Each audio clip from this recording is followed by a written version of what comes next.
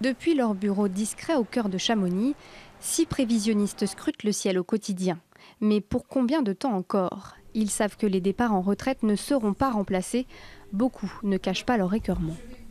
Les centres de Bourg-Saint-Maurice et de Chamonix ont été créés lors d'événements majeurs comme les grandes avalanches de Val d'Isère en 1970.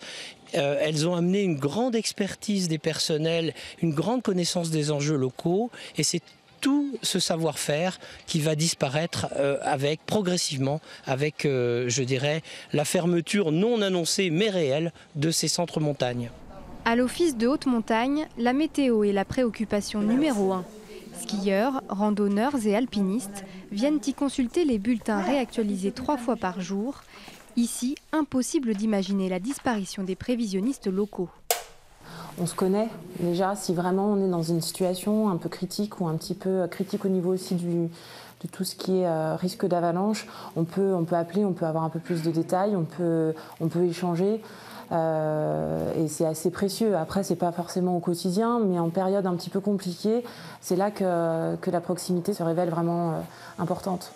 Depuis début janvier, la vallée de Chamonix a subi 2 épisodes de fortes intempéries. Une vigilance orange et un risque avalanche 5 sur 5. Évacuation et confinement des habitants ont été décidés par les élus en lien avec les experts météo.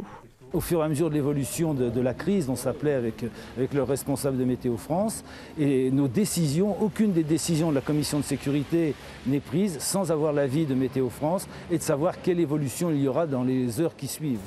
Un enjeu de sécurité pour les autorités, d'autant que si les antennes de Chamonix et de Bourg-Saint-Maurice venaient à fermer, c'est depuis Grenoble que seraient faites les prévisions météo pour les Deux-Savoies.